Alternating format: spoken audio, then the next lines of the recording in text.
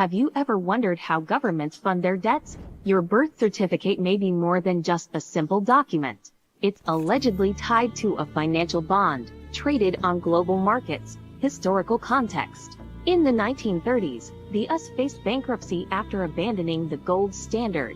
To pay off debts, the government allegedly created sellable debt instruments, or bonds, against its citizens. The strawman account theory. This is linked to the strawman account theory. It proposes that every US citizen has two identities, the living person and the birth certificate or citizen paper, the strawman.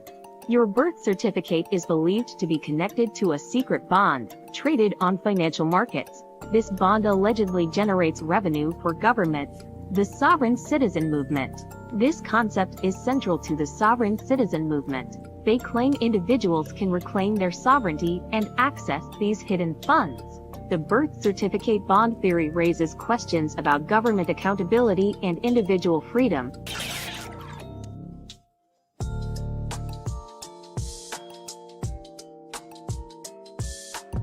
Bob Wright, Heather and Tucci Jaraff, and Randall Keith Bean were involved in efforts to promote accessing Treasury direct accounts, or trust accounts tied to Social Security numbers.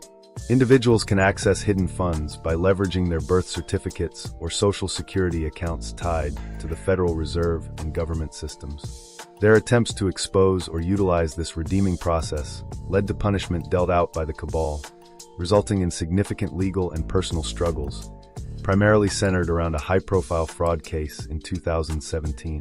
It was likely made high-profile to make an example of those attempting to claim what is rightfully theirs. But that would mean rustling free of the cabal's control. Heather and Tucci Jaraff. She holds an advanced law degree, which she states helped her sniff out the corruption. She has experience as a prosecutor and has engaged extensively in bank trade and finance, including working with significant financial entities such as the Rothschilds and the Bank for International Settlements. Her core mission involves facilitating unfettered access and facilitation to your Treasury direct account and international equivalents. Heather and Tucci Jaraff was arrested and subsequently imprisoned as a direct result of her involvement in a prominent case related to Randall Keith Bean and his attempts to access his funds via his Treasury direct account. Tucci Jaraff's involvement began with the aim to keep Randy alive and not disappeared, citing intelligence that he was intended to be made an example of. A kangaroo court found her guilty in February 2018.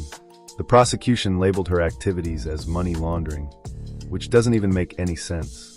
She faced a potential maximum sentence of 20 years and a $500,000 restitution for helping people access their own Treasury direct account using their own Social Security number.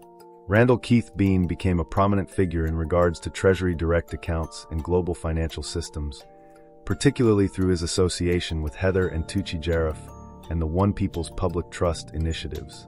Randall Keith Bean is an individual who attempted to access and utilize funds from his Treasury direct account. He also has a history related to the military and space programs. Randall Keith Bean was arrested and subsequently faced legal proceedings as punishment and to be made an example of. He attempted to access and transfer his money from his Treasury direct account, and the charges against him were contested. Bean utilized his Treasury direct account to purchase high-volume certificates of deposit, CDs, through his USAA bank account. He then authorized a wire transfer of approximately $500,000 from these funds to purchase a very large oversized coach. None of this would be possible if it was not already his own money in his own Treasury direct account accessed with his own Social Security number. They can throw around words like fraud and money laundering, which isn't how money laundering works, but the fact money came out of his account cannot be erased despite how badly the cabal would like it to be. Bean was arrested, without warrant, without charges, by officers who were unwilling to identify themselves. Authorities spent approximately 3.5 hours trying to figure out what to charge him with. Initially, a bogus Colorado warrant was presented, which HATJ identified as a military-related attempt to disappear him. As this became publicly known, and due to the high visibility of his situation, authorities switched to a South Carolina warrant. During his time in custody, Bean appeared gaunt and visibly affected, having lost significant weight.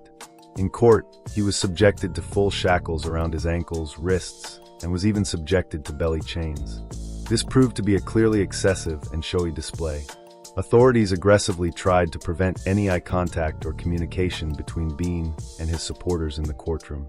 Randall also appeared off his game, and not the Randall that you normally see and work with, suggesting he was affected mentally and emotionally by his imprisonment. It's believed that Bob, Heather, and Randall were all given the option to keep their Treasury direct accounts if they would agree not to expose the accounts, but they all decided against it and chose to do the right thing. However, Bob Wright was shortly murdered afterwards. Heather was falsely imprisoned and secretly moved from jail to jail, and Randall was imprisoned for pulling out millions of his own money. However, accounts are real.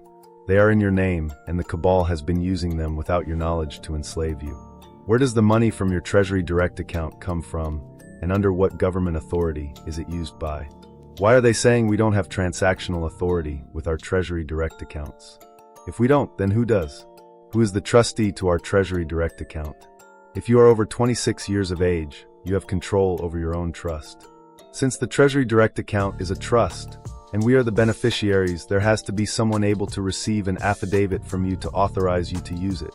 If there's a trustee in charge of your trust, and you are over the age of 26, demand that person to step forward so you can publicly take control of your own trust.